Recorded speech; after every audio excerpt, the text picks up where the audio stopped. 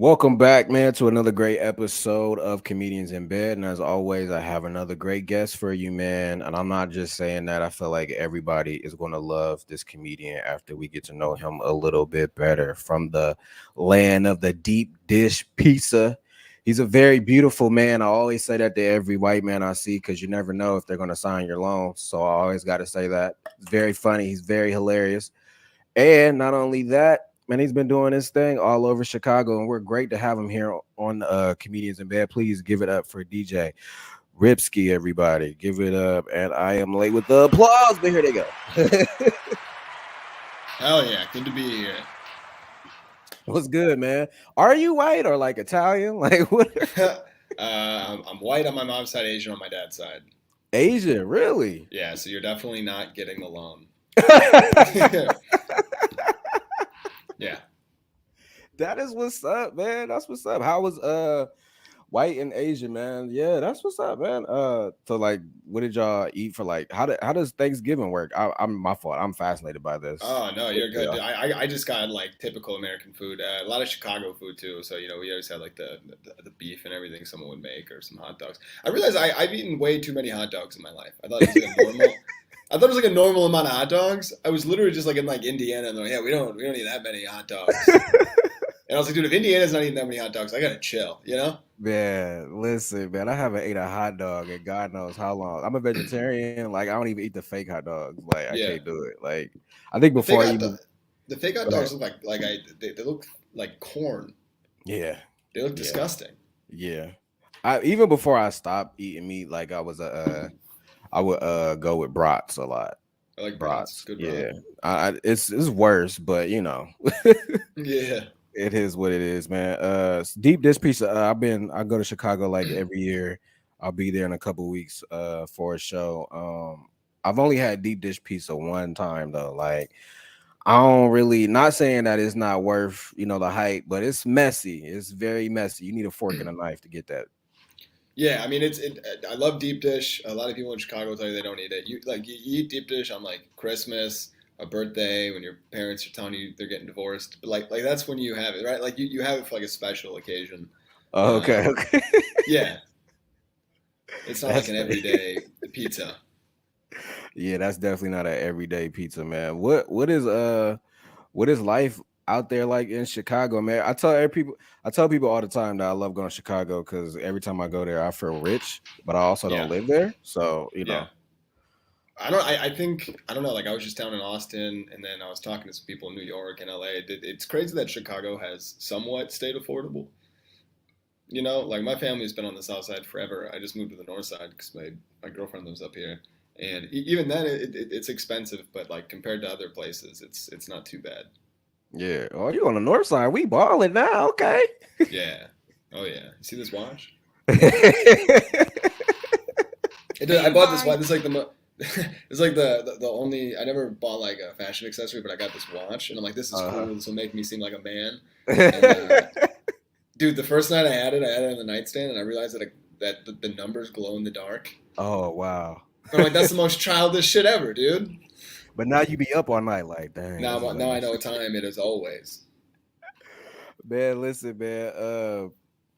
I haven't worn a watch in years because I feel stupid when I wear a watch because it's like, dang, I could easily look, and I'm so used to like checking my phone and see what time it Hmm. is. But I know that now in today's times, like watches are like an accessory piece. So is that like Yeah, the only 100%. watch you got, or you got like a collection? This is the only watch I have. It's probably the only watch I'll have. The first day I had it on. Well, I got it because I'm starting to do longer sets, and Oh, now okay. instead of like tapping your phone and see where you're at, you could just kind of like, and I think it looks Yeah. more professional. So I got a watch, kind of for that.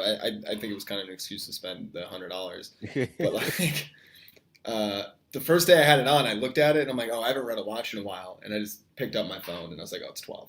Yeah. So I did do that. I did do that. Wearing watches, man, they bring back bad memories from I used to run track. So you always used to have that watch where Okay, and I'm yeah, like, I can't I can just hear the yelling and stuff.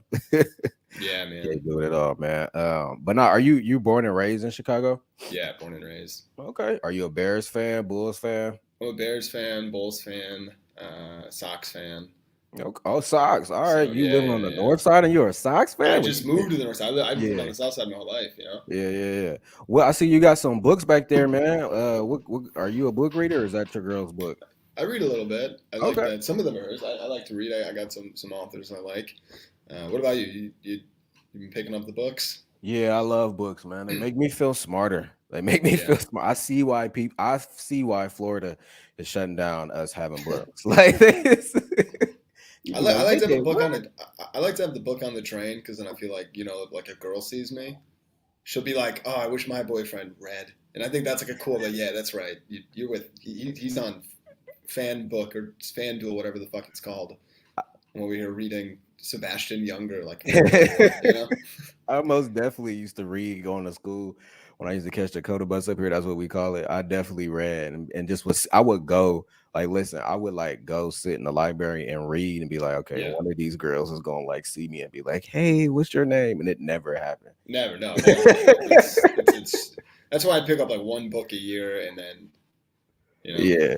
I try to do a book a month, but now that I'm in the comedy a little bit harder, it's a little I just well, it's not just that. I'd like to take my time. Like I would go through a book in a month or whatever, but I like to take my time to like really digest what's being said, if that makes sense, you know. Yeah, Yeah. yeah, absolutely.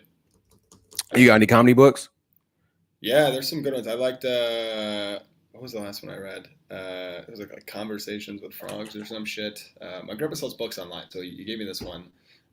It's basically just like comedy writers kind of talking about their process. That's kind of fun. There's a bunch of them in there. I read Steve Martin's book. Sam Tallent's book was really great. Another really good book, Stephen King's book on writing. I like that a lot. Yeah, I That was read that book. interesting. It's pretty good. Um, yeah, I think that's it. Yeah, I read that book, the Stephen King book. It's a pretty good book. It wasn't what I expected it to be, but it was still like good. And then afterwards, I was like, well, maybe I should watch the movies he's talking about. But Hmm. yeah, they're pretty good. They're pretty good. All right, DJ, man. How I always ask people like, how did you get started in the comedy? Like, well, let's rephrase that. When did you realize that you were funny? Um, I don't know. I don't know if I ever sat down and I was like, I'm funny. I think I just like making jokes. And then I would like, I remember making a joke in school and it didn't hit. And then somebody said it louder and then that hit. And then I was like, okay, why did it work for him? I remember like thinking like back then and like why did that happen? You know? So I've Yeah. always been interested in that. I like writing. I like people, I like music with like good lyrics. So I've always been interested in the writing part. And then when I was in high school and college, I started tweeting a lot. And at this point, I knew I wanted to do stand up. I wanted to do it my whole life. But I was tweeting a lot. So I was tweeting a lot of jokes. And this was like the height of Twitter, where everything I tweeted at that point would get like a couple hundred likes. It was pretty cool. I didn't have like a lot of followers, but like everything, I don't know. So then when I started stand up, it was easy because I felt like I had all these jokes that I'd been tweeting for like 4 years. Yeah. No, I So get it. Like, wait, how old are you? 27. Okay. Yeah. So like I feel like the highlight of Twitter for me was probably like 9, 10, probably like 11, 2011. That's when I Hmm. was like in college. Yeah, And it's like probably a little later for me, but yeah. and I was on that bitch every day. Like I remember I would like delete so many Twitter pages and start all over again because I'm like, Yeah. this isn't a representation of me when it really was. I just remember they had all the accounts that were like tweet decking, where there was like all these Yeah. like I don't know if you remember that all these like it was like the Danny not Danny Tanner the Danny Phantom account. There's like little accounts that had like a million followers and all would retweet each other. Yep. Like I remember when that then all the accounts got banned. I remember that was like a big thing. Yeah. And Yeah. Twitter was big for a while. It's kind of dead now. It kind of sucks. It and not unless you're into porn. That would probably bring you there. That's Well, the only thing. I'll get you know what's weird? I'll get like porn that other people like, so it's like people that I don't even follow, and it's like the weirdest shit. Or it'll be like extremely right wing politics that, but it'll just be like based on what you follow, and I'm like I follow just comedy accounts. Maybe it's their burner accounts. Maybe that's what it is. Honestly, I don't know. Maybe. But I So don't even see people that I follow tweet. I don't even see them tweet. I never yeah, I see the really tweets. don't. I really just use Twitter for like news for real. Like Today Yeah. when Bronny's thing, I mean, I know everybody kind of found out at the same time, but like today when Bronny's thing happened, I had to go on Twitter to verify it. I was like, nah, I don't trust CNN. Like, let me go on Twitter. I don't even know what happened. Yeah, like he had a cardiac arrest, I guess, yesterday at practice and collapsed, and he was LeBron?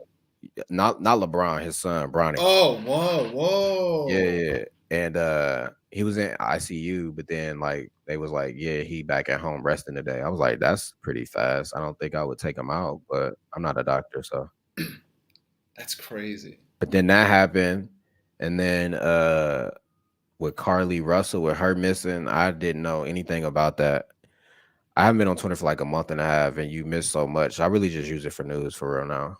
Yeah, Yeah, that's but pretty I had much to what get it's off for. there because I feel like I don't know if you do this, but sometimes I don't. Well, when I'm at mics, I don't listen to other people's sets. Like I usually have my headphones in. So then when I write, I don't be like, "Oh, I wrote this," when really it's just like already in my conscious, you know. Hmm. So I do the same with Twitter. Like I try not to get on there and look at memes because they be funny, and I don't want to be like and then write it, you know, and but then thinking it's mine when it's really not. Yeah, that's always funny when you see a comic do a joke and you're like, that's a fucking meme, dude. Yeah. Yeah. Although there was a who was it? I forgot the comic, but somebody had a joke, and then somebody turned that joke into a meme, and then people were saying that that comic was stealing. But he's like, this joke's Yeah. like 5 years old. I forgot who it was, Yeah. Yeah. but that's Yeah. like the one time that I've heard it the other way. Yeah, yeah, it can happen like that sometimes.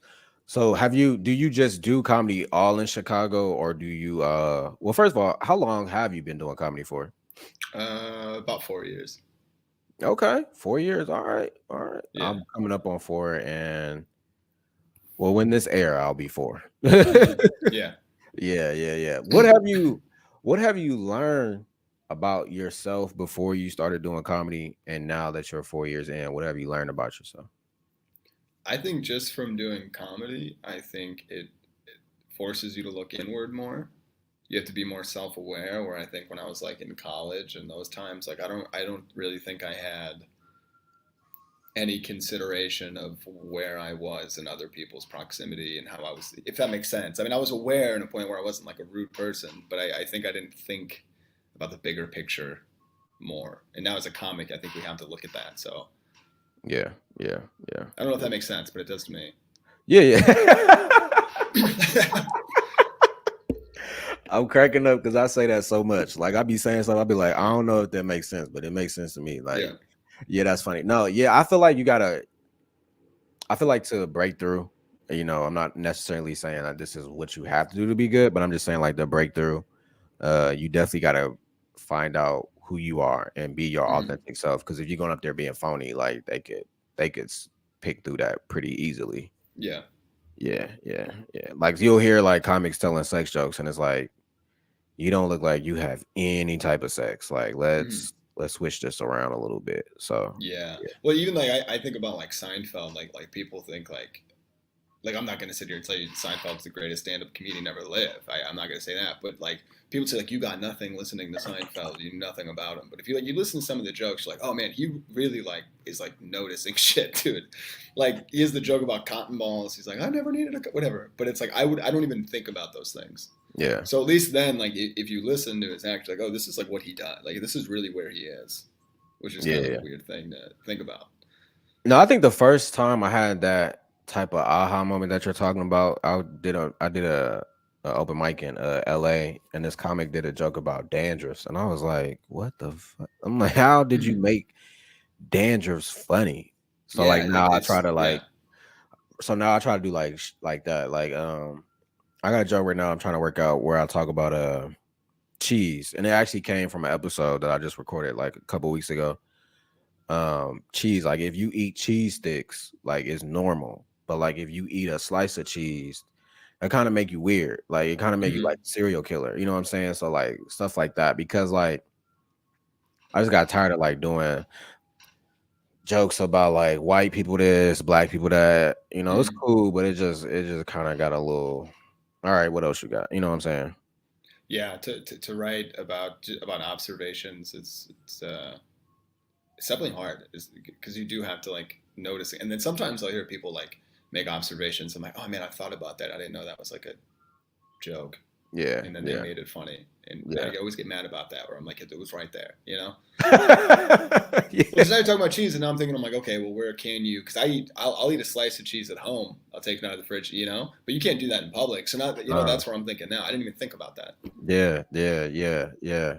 Cause we was just on here talking, doing an interview, and she said something about cheese, and I was thinking, I was like, bro, if you eat a slice, cause I think I asked her like, what was her midnight snack or something, somewhere like somehow we got on the topic with like eating, and she told me that she eat cheese, and I was like, are we eating slices of cheese, like you know? Yeah, So then I started thinking like, dang, like if you do cheese sticks, like that's really not weird, because I used to eat cheese sticks a lot, but like I remember going over my dad's, he didn't have cheese sticks. I would just eat a slice of cheese, but I'm like, I never thought about that's kind of weird. Like, you know what I'm saying? So yeah. But it'd be like stuff sometimes, like that you can come up with a joke.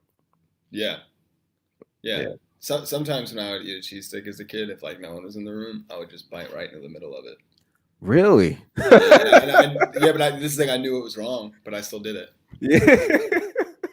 I've Sometimes you got to never act out. You got to be yeah, wild, you know. I've never thought about that. That's crazy. I think now You're with gonna do it slices. next time, and then you Yeah. can see like then you can see how crooked your teeth are because they're biting right into the cheese, you know.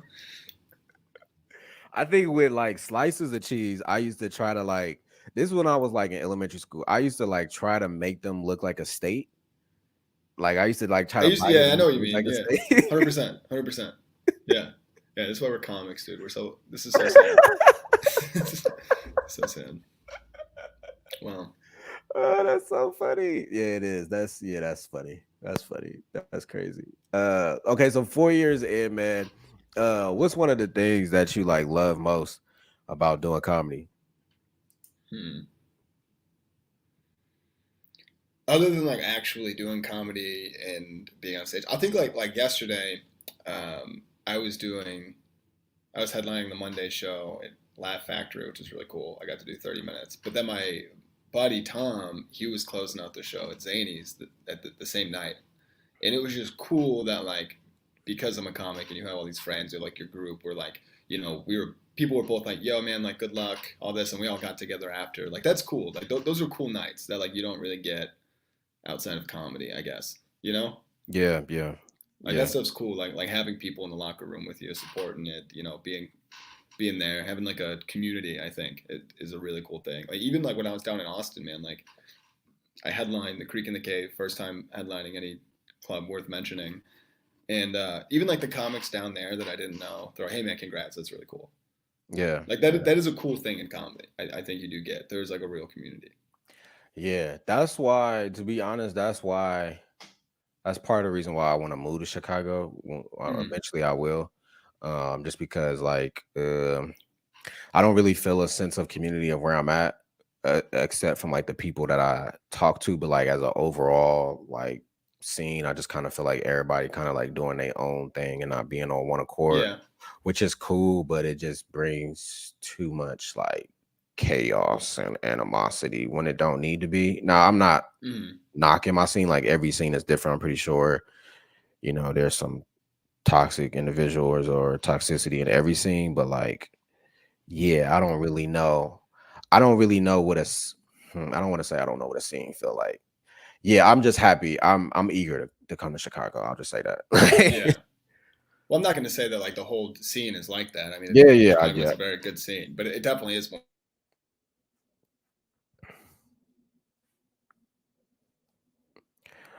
And no, you're totally fine.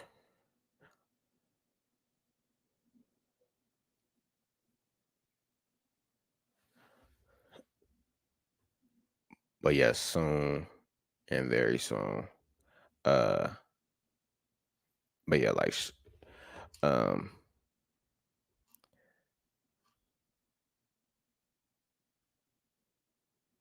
that's what we want to do. We want to but yeah, plan on getting there pretty soon. Hold on.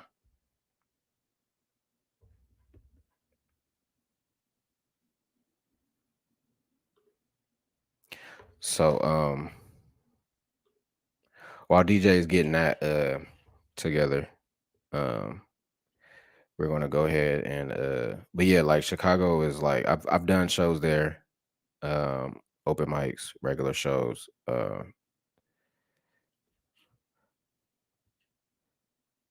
So I'm eager to, but I've never hit like, well,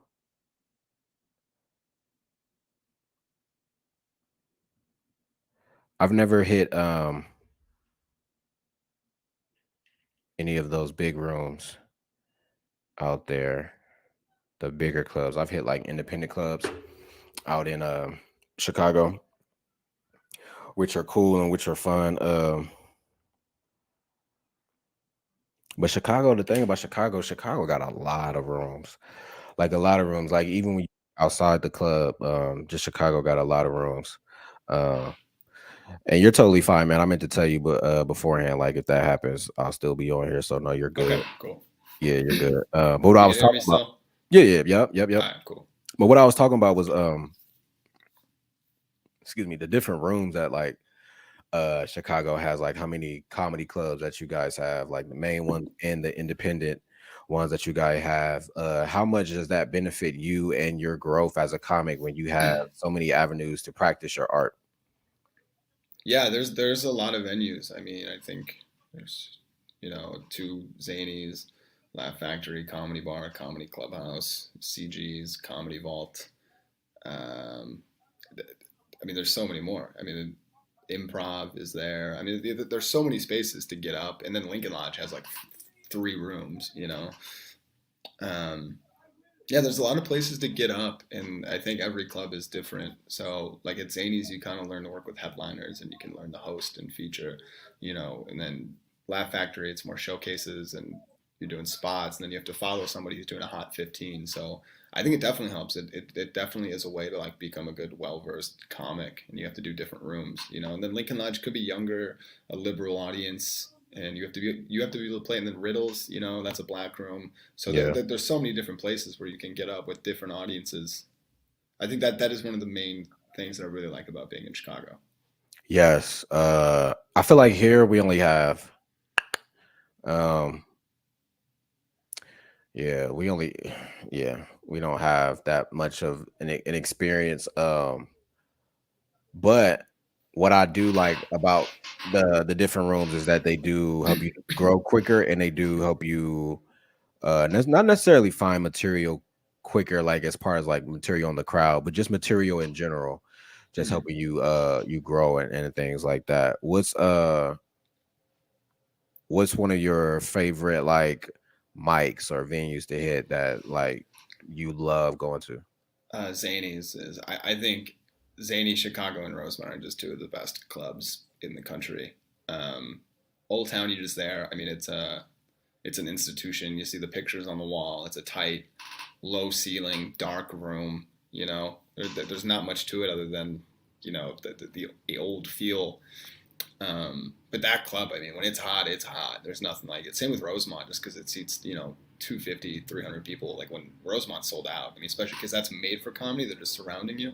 It's the best. And then Friday, Saturdays at Laugh Factory. I mean, unbelievable. I mean, Yeah, there's a lot of really good rooms, man. Especially yeah, when it's hot. But yeah, yeah. Zanies by far is like just because it's a kill box. And speaking of Zanies, you are a regular at Zanies. With just Yeah, being 4 years in, man, how did you grab that spot so quickly? I would just say hosting. I think hosting is a great way to get into anywhere. It makes you better. You have to do things to control the room. Because if you're just doing spots and you're just like anyone can go up and do 10 minutes if the room's perfect, but sometimes up top the room's rowdy and you have to pull them in. So yeah, I hosted a lot there. I still host there a lot, Yeah, and I will host there until I die.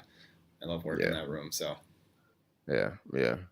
Yeah, I want to get into hosting, man. I think I was thinking about starting my own mic here, but I definitely want to get into. I've only hosted like once or twice, but I definitely yeah, want to get into it more, just because I do heard that it helps you grow a lot faster, or whatever. Plus, yeah. like, Also, nobody wants to do it. So if you're good at it, you'll get so much work. I mean, yeah, yeah, yeah, that makes a lot of sense.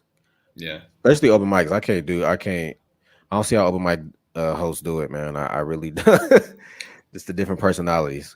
Yeah, that is a lot of patience and mental illness. It's hard.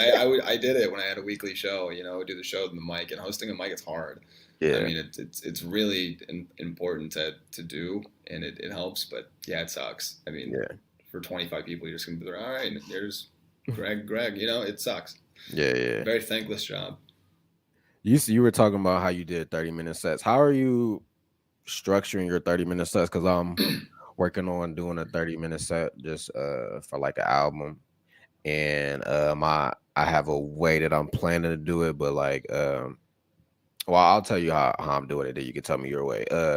So I was just planning on doing like just straight 15 minutes of just back to back, just fire, just back jokes, and then the last 15 be like stories, where I kind of Mm.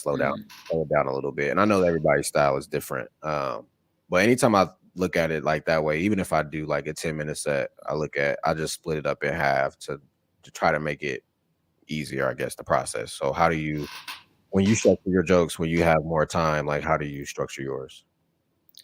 Like right now, I think the way that I want to do it, or the way that I plan on do it, is the first like half. I don't know, very shorter, more autobiographical jokes, and then I think when I get later on, I'll start with the stories, just because I think people get tired of joke.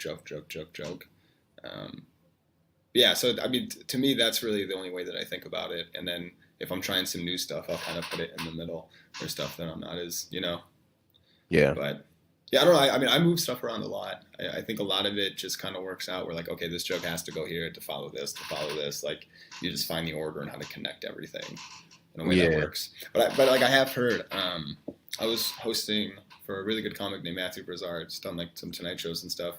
And I kind of asked him a similar question. I'm like, I'm starting to do longer sets and all this stuff. And he goes, yeah, a lot of people say, put a story at like the back as you start getting later in, just to lose interest. And it's kind of Oh, interesting to see how a lot of people just naturally start doing that, because it just kind of makes sense to. yeah, yeah, yeah. Yeah, like when you be a comic, I don't want to say just a comic. I feel like anytime you feel like you're chasing what you're meant to do, like you question like how do I do this? But it's already kind of built like inside you. You just got to start doing it to figure it out, you know. Yeah, I think it just, especially for me, I think it just kind of has been like naturally as I'm kind of moving things apart. You just kind of find where it fits and where it doesn't. Yeah, yeah. You know. So how did you start this journey to get into Zanies? I mean, we know you got in through hosting. Now you're a regular. Um, how did you start? Because some people may be in their home city and they may see a club and they be like, "Oh, this is going to be a long journey to get into this legendary club." So how did you start your journey and getting into Zanies? Honestly,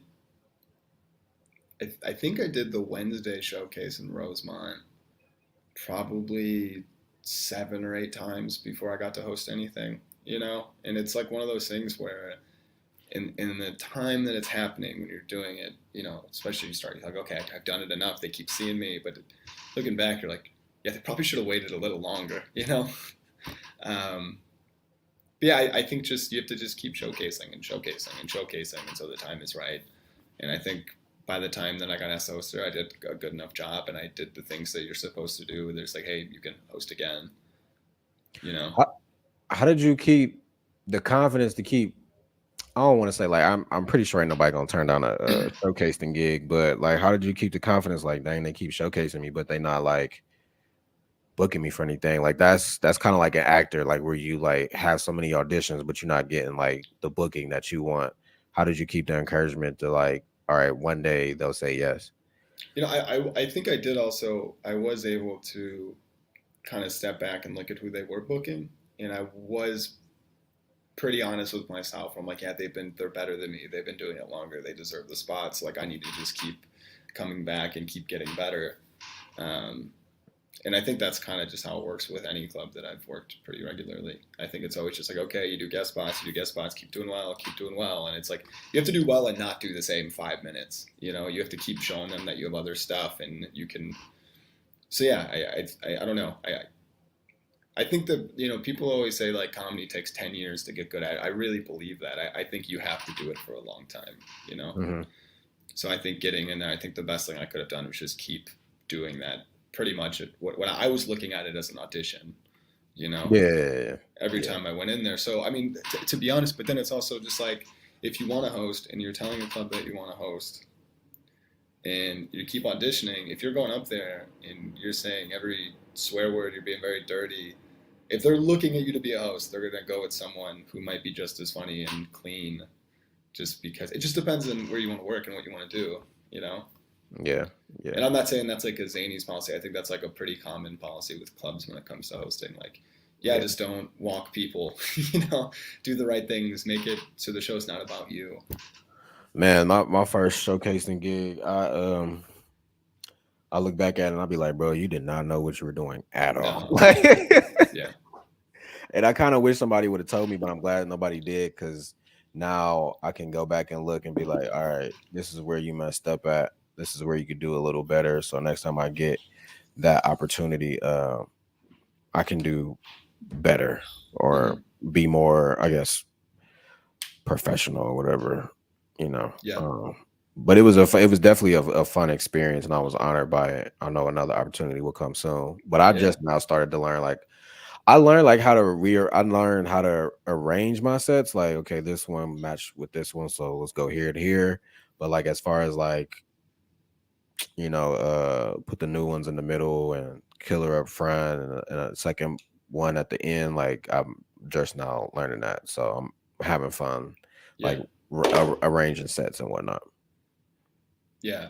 That's been taking me a long time to get comfortable with, kind of meshing everything up together, and then having the confidence, be like, yeah, I'll be fine if I just do, you know, if I get bombed for a little bit with some new stuff and then come back. Yeah, yeah, yeah, yeah, for sure. I also how do you so with you being in the club so often, is that how you got comfortable with being at the club? Because I feel like when you make that jump from going from open mics or like bar shows and stuff like that, like it's different from comedy clubs, and then theaters are different from comedy clubs. So how did you get comfortable with being in the comedy club on the regular? Because that's a whole different, type of audience, and everybody think automatically when you go in there they're just gonna laugh at everything, but you got drunks, you got waiters taking bills and stuff like that. Hmm. I think just doing it. I mean, I'm still not comfortable in any position that I'm in. I think I still have to do well, and I think you continuously have to prove yourself.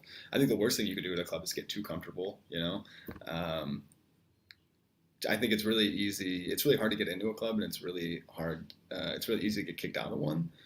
So I think just always kind of having that, like, they probably don't need me unless you're like a draw. It's like you have to do well. So I think it's not even getting comfortable. I think it's like being confident in yourself as a performer, but then like respecting the stage and not.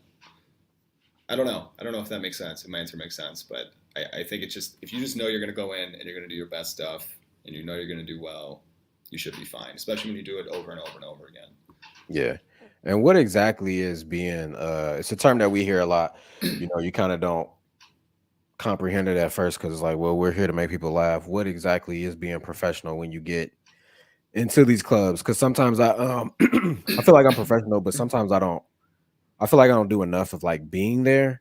But then again, it's like if I'm there all the time, I don't want you to think I'm just here. Like I'm out working. I just don't want to Yeah. just be here all the time. So like, what is like being professional in a club setting? I don't know. I think just being a good person, just in general, kind of like any workspace, not being a dick, showing up on time, dressing professionally, not looking like a slob. Um, that's pretty much it. Like if you do the things you're supposed to, you show up on time, you dress well, you do well on stage. It's like they should keep asking you to come back if you're doing all those, you know. Yeah, yeah, So I think that's it. Not walking people as a host, and then if you're featuring, if the headliner does a lot of crowd work, maybe not doing as much crowd work, or just kind of doing stuff to make the show better. okay, okay, okay. Running the light. I mean, that's the biggest one too. Not running the light. That's just little things. I don't see how people run the light. Yeah, I don't see how people run the light. But I did learn a trick though. Like, so if you got like a 10-minute set, if you at home practicing whatever, just practice for 9 minutes or 9 minutes and 30 seconds. That's been helping me. Mm-hmm. Not that I ever had well, in the beginning I did because I just was too nervous and I just wouldn't see it. But like after that, like I never had a problem running the light. Yeah. Well, I just know I get a 2 minute light. My closer is 2 minutes. So as soon as I see that light, I can go into that, and then you know. Yeah, yeah, yeah, yeah. All right, so I had a question about Chicago, but I don't remember what it was. Um, I forget what it was, but it's all right. Uh, dang, bro, I had okay. Let's just. Who's your favorite Chicago comedian? Man, there's so many great comedians here. Kristen Toomey is phenomenal. Jim Flanagan, Vince Carone, Jeannie Dugan. Um, there's so many great comics, man. Um, Tyler Fowler, Calvin Evans. I mean, there's some. Dwayne Kennedy, Larry Reeb are probably some of my favorites, to be honest with you. There's some really great comics. Now I got the question back. All right, you gotta pick one and tell me why. You got I don't know if you've been to all these scenes, but you got the LA comedy scene, the New York comedy scene, and the Chicago comedy scene. Which one you picking? I mean, if you're going like the best in the city, you got to go New York. I mean, just because David Tell is there, you know? Yeah, I'd have to say New York.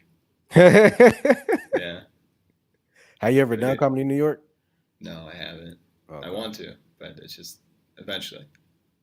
Why? I've interviewed some people from Chicago before. They say that some comics well, a lot of comics. I don't know how much is a lot, but I'll just say some comics are leaving Chicago to chase the dream in New York and LA. Why do you think that is? And the reason why I ask is because from the outside looking in, um, I'm big on sketch. I don't do sketches, but I'm big on Mm-hmm. sketch. Like I like sketch shows, and I know Chicago is big for sketch comedy. But even just outside of sketch comedy, just comedy in general. So to me, on the outside looking in, is like, why would you leave when you have everything you need right there? But I also am not from the scene. So why do you think some comics are leaving the Chicago scene to chase their dream in LA or New York? Yeah, there's just no industry here. That's like the big thing. I mean, sometimes people will be around, but like honestly, like I just did I headlined the Creek and Cave in Austin, and then I did the 10 p.m. show after that, and like the head booker from South by Southwest is there to see a comic named Cam Patterson. But like until that, I've never done. There's no industry in Chicago, so that was like I'm like it was my second show there, maybe third show in Austin, where I was like, oh my god, where that just doesn't happen. Like they do the JFL auditions here. They maybe someone will be somewhere, but it just doesn't happen as much. And like you go to New York, LA, you can get even Austin now. I mean, you can get past a club like the Mothership or the Cellar, the Comedy Store, where I think it's easier, like day to day, spot to spot, you can actually make a living. Mm-hmm. Mm-hmm. Like you can get up a lot in Chicago and you can make pretty good money. I know comics that are doing it full time, but to just do spots at all the clubs, it's a lot harder. Where people in New York, like I was talking to some people who like work at like this Cellar, and the one comic was like, yeah, if I stay there for a weekend and I could do 12 shows.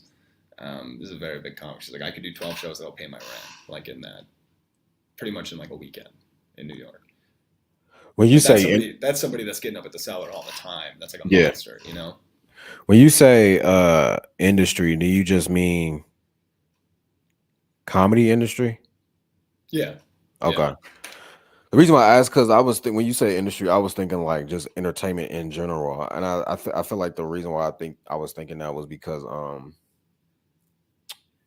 I know it's not like this anymore, but like comics they strive to like okay, I blow up in comedy, I get on TV and I get a sitcom, and it's not really that way anymore. But like back then, people in the entertainment industry would be back there like looking for the next big TV star, like coming out of comedy clubs, stuff like that. So I kind of was translating like the same because there's a lot more acting and movies and TV shows in Chicago. So I kind Yeah. of figured like if a comic was there and they just went to the comedy club and saw y'all, they'll be like, hey, got a part for you or come audition for a part thing. That's like my I mean mind. that does happen. I like my friend Desmo Rooney. He was doing a showcase at Zanies in Rosemont, and some guy saw him there and said, "Hey, do you want to try for this movie?" And now he's starring in the new. He just starred in the new Doug Stanhope movie, which is cool.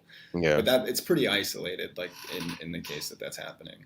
You know, Yeah. it just. But I think that's a good thing. I think that's why it's good to be here because you could kind of get really good, and nobody's gonna have like a bad first impression of you that really matters outside like a club. You know. Yeah. Yeah. Yeah. Yeah. Yeah. I really I rock with it out there. So do you have plans to leave, or you gonna stay and grit it out in Chicago? I plan on staying right now. I Yeah. don't see myself leaving. I like it here. Yeah. So I'm on Yeah. the road enough, which is cool. So hopefully I don't have to. But it would be cool to like every day have to follow a David Tell, like randomly. Like that doesn't happen here. Yeah. But yeah, I Yeah. don't know. We'll see where it goes. I think it's starting to. Everyone Do you, says it's starting to change. So who knows? but but that's the thing though. Like y'all got so many big comics in Chicago. Like ain't none of them got like an interest in building their own club. Like Joe Rogan. Like y'all have like No. y'all have so much. Like Yeah. No, I don't know. I think Chicago's a really good city to get good in. I don't know. I almost don't want them to be here. I like being able to. Well, I like to be able to go up and do like a weird set somewhere, yeah, and yeah, yeah. that would I be get nice. that. But I don't know. Yeah, yeah, I get that. Yeah, man. Yeah, I definitely understand. Um, all right. My fault. Somebody out there fighting, and I got a little distracted. Is it like when couples fight? Do you listen? Like, Yeah, yeah, dude. Of course.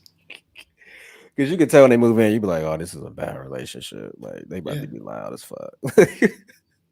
yeah, dude. I'm hoping the couple above me starts fighting because the one guy snores so loud I could hear him through the fucking ceiling. So I want them to get a divorce, and I hope the wife gets the place and he has to move out because that's where I'm at. So I hope they start fighting. Oh man, I used to have these that nobody has lived there since. I used to have these neighbors next door, man, and it was this lady that lived there with her kid, and she was cool. Like her dude was living there, but eventually she kicked him out. And then I don't know what happened. She just let somebody live there. You know how people let them live there, but Yeah, they really not supposed to live there. So this dude moved in there, and he had all these other people in there. And then all of a sudden, out of nowhere, this girl started coming around, and she like every time she came in the house, it was like a tornado. Like everything was cool, like they'd be playing music and stuff, but like everything was cool till she got there. Man, one day she got in an argument with them and was like, "That's why when she was walking, she was walking out the door, and she was like, "That's why when you ate my pussy, you was eating another nigga's cum out of it." And I was like, "What? Like you gonna let her say that to you guys?" Like, women are toxic, dude. I'm Women are toxic. Some crazy shit. like, that's you brave for letting her say some, and she lived. Like you brave. Nah, that's crazy. I don't condone violence against women, but that was disrespectful. That was I would just leave. she she was right by the steps. I just would have been like, yeah, she fell. I don't Jesus know. Christ. Are you sure you didn't play football? Do you have CTE? You got the ankle? I don't know how she got on that floor, but she there now. But yeah, like neighbors, man, that's that shit crazy. How is living on the north side? Because I feel like I've never stayed on the south side. Yeah. Okay, yeah, explain this to me. Y'all say the south side. We Yeah. think I think of like the hood where everybody getting shot at, but there's also a south side suburb. So like, which one come first, the suburb or the hood? It's kind of all like east and west, I guess. You could go more south, but like really, it's like east and west the way that I think about the south side. So I grew up on like 63rd, right by the airport. So over there, it's like a lot of Mexican. It was like it used to be like old Polish neighborhood. Now it's like a lot of Mexican, Polish, and then it's like all city workers. So it's like firemen, cops, people that work in the union in my neighborhood. And then Chicago's so segregated where then you go into a viaduct and it's like Mexican, and then it's like a black neighborhood. Like it's so different, Yeah. But that is the funny thing you said suburbs because like the when people from the north side go to the south side, they're like, yeah, dude, it's like suburban. I'm like, no, it's just like residential. Like people just live there. Yeah. Like, people live there forever. People are like, no, dude, dude, they used to piss me off so much. Like, I was walking in Lincoln Lodge one day, and this guy goes, "DJ, it's good to see you in the city." And I was like, "What do you mean?" He's like, "You're a suburban comic." I'm like, "Dude, I've lived in Chicago my whole life. You're from Ohio, dude. Just because you've never left Lakeview. Yeah, man. So, Yeah. Uh, but I think like the South Side, it's more, and the North Side obviously is too. But like nobody's moving to the South Side. Like people have been there. People have been there and they've lived there forever. You Yeah. know, where like everybody on the block still knows each other. You kind of know what it's like. Oh, it's not like what neighborhood. It's almost like what parish do you go to? You know. Yeah. Like the north side was definitely like that too, and it still is in a lot of areas. But like Lakeview, Wrigleyville, it's obviously a lot of people moving in. So Yeah. I definitely Lincoln feel. Park, Humble. You know. I definitely feel safer on the south, on the north side. I think the closest I've been to the south side, I got a park down there called Washington Park. Mm-hmm. Yeah. Yeah. No. But I'm gonna be honest. I think more people. I feel less safe on the north side taking the train, because what happens is people will come to the north side to rob people and then just get right back on Lakeshore Drive because it's just right there, you know. Yeah. And it's a lot more people taking public transportation and walking around. That I think the south side, predominantly, a lot more people have cars. Oh, okay. A lot of people are driving. You know? I can see that. None of my friends on the south side didn't have a car. I have multiple friends on the north side. They're like, I don't have a car. Yeah, that makes sense. Especially on the north side, like they don't leave. Like they just leave their car parked. Like they don't leave at all. Yep. So like when I was up there, I had to leave my car up there. Have you seen the TV show called Southside? Yeah. I love that show, man. I wish they never canceled it. That was a great show. A lot of that actually is like one of the shows like they had a lot of Chicago comics on, which was really cool. But then it was like what I really liked about that show is like they actually filmed it here. I think most of it. They actually made a lot of like local references. They used a lot of local actors. It was kind of a shame when it got, because it was on Comedy Central and now I think it's on HBO. Yeah. But it wasn't HBO original. I don't know if they're making any more seasons. But I felt like that was a really good show. Yeah, I felt like that was a show like that was just one of those shows that was just kind of like Seinfeld. It was a show about nothing really, but that's what made it so funny. And I liked it because I don't feel like we have enough black shows or movies where are just purely just for laughter. You know how like there's like Super Bad, Pineapple Express. Like I feel like for black shows, there's only so many of those that come around once every couple years. You know, like did you ever watch The Game growing up? Yeah. I used to watch that, and I probably had no business watching it, but it feels like a fever dream because I was just like 8 through 12. It would just be on BET because it was like the channel under MTV. Yeah. Was it just a show about football players? Pretty much. I mean, with football players. That was the base, like that was their job, but they had like real life problems. Yeah. But like it kept moving. Like it was a good show. Yeah, it was. Like it was on UPN first. Then it was on if it was still on when they changed it to the CW. Then it left. Then it was on BT. Then it was on like a streaming channel. Then it was on Paramount. And it's just like I think it's still on, but it's just are they still making it? Yeah, it's just too many God. Because like once one station get it, it's like it's funny. Then another station get it, and then it's like serious. And it's like, bro, it's like it just keeps changing. Yeah. One show that I watched growing up that I had no business watching was Reba. I love that was always on when I went to my babysitter's. This kid down the street, his mom used to watch me in the summer. I would just go to her place, and it was always on at like 8 in the morning. Yeah, man. For no reason. I'm like Reba. That's another a joke I'm working on. I'm still trying to figure that one out. I'm trying to get people to like, cause I be assuming that everybody watched Reba, but I'm not for sure. But like, I'll be like, dang, bro, Reba really is a black woman out here. Like she got black woman problems. Like she really like. If you want to talk about like female leads in like good shows, do you ever watch The Nanny? Yeah. Like that was another show. I'm like, did people just forget about that? That was a great sitcom. There were so many great sitcoms that nobody talks about anymore. What's your favorite sitcom? Past, present, or? Oh, definitely the Larry Sanders Show, dude. The what show? Larry Sanders Show. Larry Sanders Show. Let me Google this. The Larry Sanders God. Show. Is this before he made Curb Your Enthusiasm? No, that's Larry David. Oh, so my fault. I showed my ass. The Larry. It was by Gary Shandling. He's like essentially he was the host of a late night show, but it's like very meta. So it's behind the scenes of a fake late night show. It's a real late night show, but it's not real. If that makes sense. He's playing the character that has. It's amazing. The writing is great.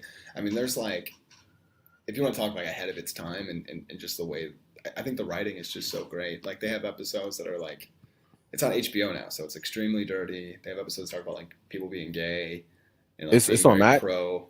Yeah, it's on Max. Yeah, Okay. great show. But I've watched that religiously. I'm a big Gary Shandling fan. All right. I'm gonna watch that. I'm gonna add that because I be studying sitcoms because Yeah. I'm a writer, so I'm really like diving into sitcoms. Well, Okay. if you want to get into that, then you have to watch the Zen Diaries of Gary Shandling on HBO. It's like it's 2 or 3 part documentary that Judd Apatow made about Gary Shandling. He was like a just prolific writer and great comic, but I think by the time he was like 20, he was like one of the head writers on Sanford and Sons. Mm-hmm. 20-year-old white dude, you know what I mean? Like writing for Yeah. Red Fox, like that's nuts.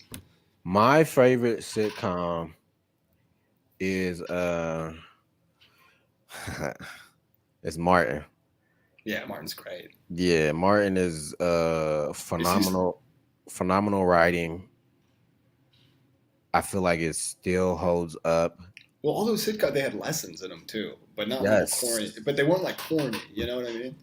Yes. I Yes. remember watching The Fresh Prince. I remember watching the episode with Uncle Phil as the pool hustler, you know. And I remember Hmm. learning that. I'm like, man, I should never go to a pool hall.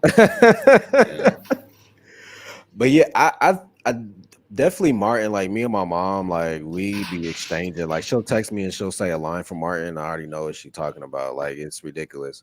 But I went back and I watched the whole series. I also watched Living Single Mm-hmm. and the Jamie Foxx show. And right now I'm on the Wayans brothers. See, I got to watch the Jamie Foxx show because he's just the best in everything he does. I need to It's actually watch it. it's really good. Before I even started watching it, I realized there's some parallels between the Jamie Foxx show and Martin. Like they use a lot of the same characters, directors. I don't necessarily want to say writers, but Mm-hmm. and the whole storyline throughout the whole series is kind of similar, but Mm-hmm. it still holds up and it's still good. Yeah, I gotta watch it. I mean, the Jamie Foxx on like late night television, it makes you realize how untalented some of us are and how talented some people are because he does everything, man. Yeah, man. Him, Ice Cube, and Childish Gambino is like who I Everything. look They up. do everything. Yeah, into the industry. I really wish that Jamie Foxx and Donald Glover would just stop being selfish and give us a comedy special. Just give us one. Just give us 1 hour. And mind that's gonna lead me to my next question. Do you know is there like a Bernie Mac hour special somewhere, like hidden in a vault somewhere? I don't Are they know. selling on bootleg in Chicago on the streets? I Like don't know. I do. I don't know. I don't know where it is actually. I got this really cool. My sister got it from me at the thrift store. It's like this huge like Bernie Mac shirt, and it's like Chicago's #1 comic, yeah. and it's huge. It has like his face. It's the coolest thing, man. But I don't know. Cause I be thinking about that so much. Like somebody gotta have a tape somewhere in Chicago. Cause like I mean, Kings of Comedy is cool, but Just an hour for him, yeah. yeah, I want an hour. Like I want to like that's the only material. Like unless you went to his shows, that's the only material. Unless you watch Def Comedy Jam, that you Hmm. probably gonna see some Bernie Mac material. And I was like, there's gotta be some footage somewhere else. Like gotta be some footage somewhere else. That would actually be sweet if one of y'all came up with like a Bernie Mac doc because I love his show. And the reason why I love his show because like he was talking about beating kids. Yeah, Like, man. I just remember watching that show because I didn't watch it, but I love the part. Like I love that they broke the wall. You know, the third wall, and like they're sitting there, they're sitting there, and he's like, "All right, Junior was, doing it." Like I just thought yeah, that was as a kid that really blew my mind watching yeah. TV. Where I'm like, "Oh man, they're like I." To me, that was the first show that did that.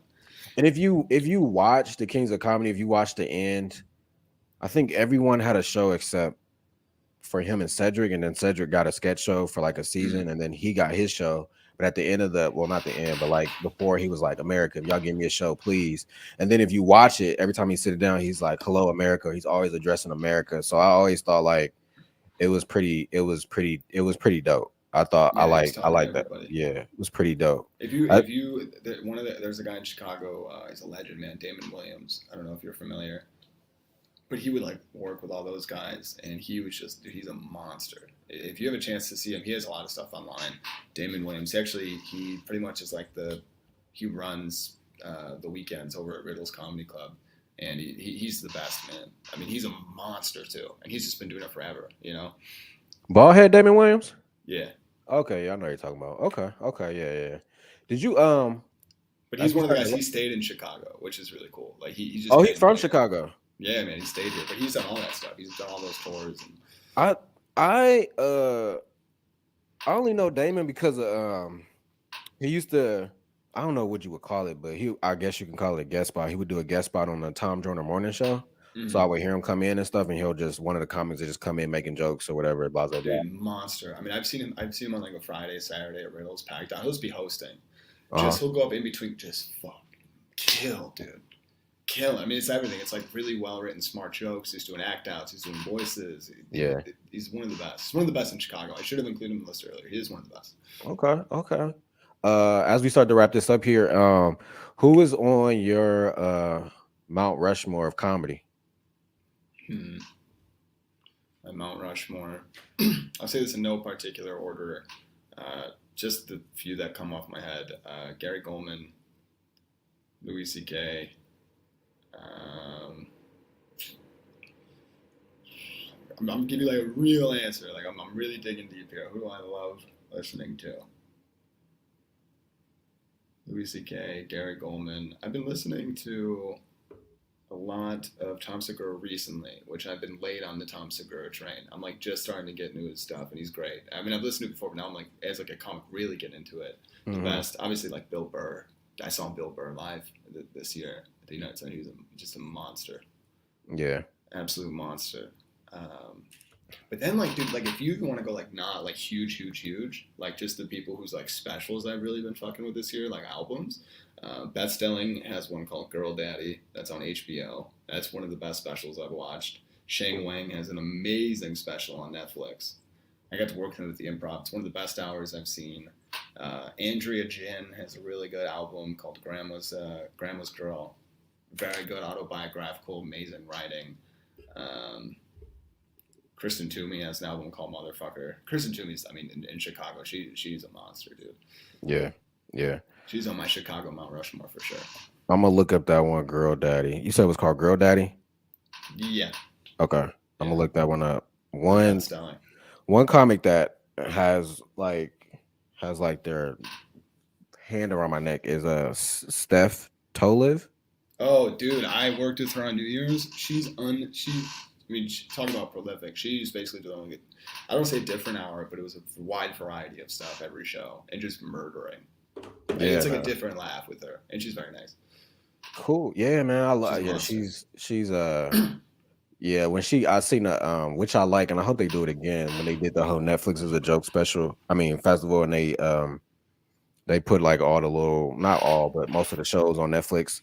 And when she was on Bill Burr show, I was like, oh man, this girl is hilarious. I was watching with my girlfriend. I'm like, oh, the special's fine. She came up, and we were just like, who the fuck is that? I mean, yeah, man. I'll show you one thing right now. I got let's see. I got all these comedy records. Yeah. There's a Joan Rivers record in here, man. Joan's on my mouth. You have a Joan? Oh, I got everything, man. Let's see. The Joan River, man. I mean, I don't know if anybody kills as hard as she does. Uh-huh. Let's see. Sorry, a lot. And these are vinyls, right? Yeah. Man, I'm gonna have to go to my store and see if they got a Joan Rivers. I got a couple vinyls too. Dude, they're the best. It's a fun little thing to collect because nobody collects them. Yeah. They're not worth anything. You know? I'll be going in there, it'd be like $6. I'd be like, sweet. Yeah, man, it's cheap. Why the fuck am I not finding it now? Whatever, but the Joan River records are the best. Like she murders, man. She like really murders, like hard, and it's just constant, you know. So I think she is my Mount Rushmore for sure. And I think that's why I like Steph, because like, to be honest, the person that got me into comedy was my mom, because she's Really? not. Yeah, man. She used to. My mom used to do like a lot of voices. Like she used to do Bernie Mac voice or Kermit the Frog, and would just be acting silly and stuff. And one day I just asked her, like, I think a little bit before I started doing comedy, I was like, what did you want to be growing up? And she said she wanted to be a comic. And I was like, man, that make all the sense in the world. Man. Yeah, so I was like, your mom is like really, really funny. Yeah, bro, she's hilarious, man. She's more funny than me. Like my dream is to like get on the road, do it full time, and at least bring my mom up to be my opener for at least 5 minutes. I mean, I know she ain't doing that now, but let me tell you, you wouldn't be able to follow her. I know, right? I don't know. I can't find it. Damn it. I can't find the record. No, you're fine, man. I got some. I got Bill Cosby. I don't know which Bill Cosby album I The Bill got. Cosby records are like 25 cents, dude. People are just trying to get rid of them. Yes, It's very man. funny. Yeah, they're great though. They're great. I got a Bill Cosby album. Hold on. Let me hold on.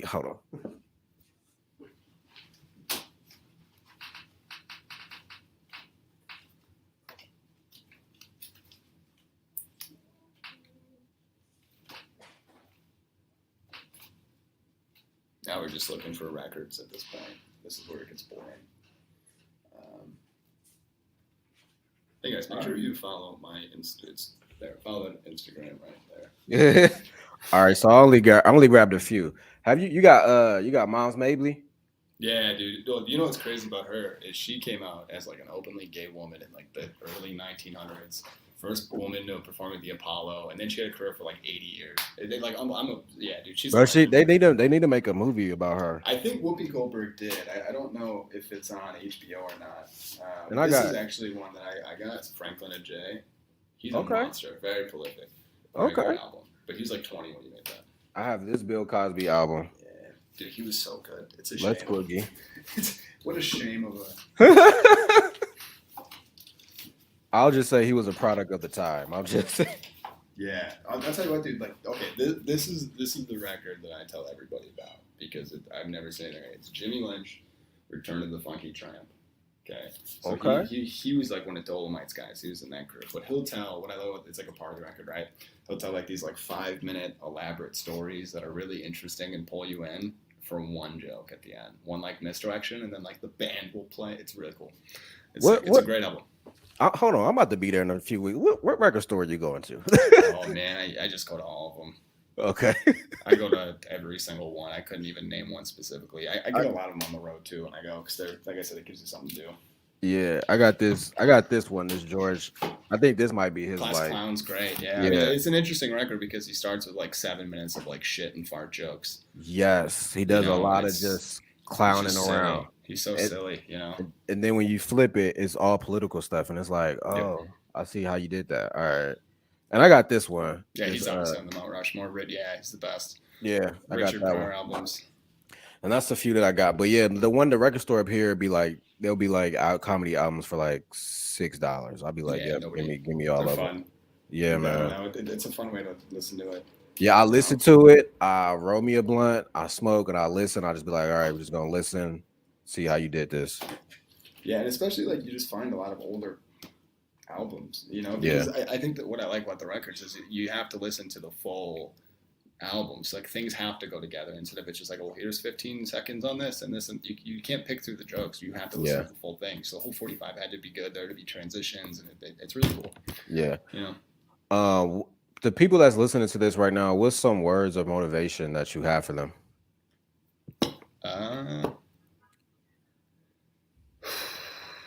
Enjoy good food. Say, eat good food. Bing bong. Sure, eat good food. Yeah, that's pretty much it. That's simple enough. DJ, tell people why they should listen to Comedians in Bed. Fun podcast, good host, cats with do-rags. That's always fun. Yes, man. That's Kiki. My fault. That's Kiki right there in the black. That's Greg in the yellow. Yeah, Kiki looks like she acts up. It's a ratchet cat. You she's going to the store. Mind. Yeah. When you get your damn mind, you call me. That's so funny. DJ, tell people where they can find you at, man. Yeah, just at DJ RYBS on Instagram and TikTok, DJRybski.com. I'm on the road. Come see me. I'm going to be in Kentucky, I think November 3rd, right on the Cincinnati border at the Commonwealth Sanctuary, headlining there. Other than that, I'm all over the place. So if you live in any state, I'm probably going to be there. And if you like this episode, if you want to watch next week's, be sure to subscribe to my YouTube channel where we go live 11 o'clock a.m. every Tuesday Eastern Standard Time.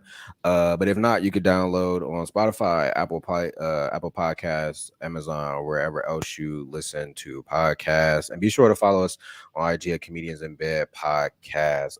We want to thank DJ for coming through, giving the show us his wonderful vinyl collection, man. And yeah, like you said, he will be all over the US doing his comedy thing. So be sure to check him out and follow him on everything social. Once again, man, DJ, thanks for Yep. Thank you stopping so by much. with us, man. We greatly appreciate it.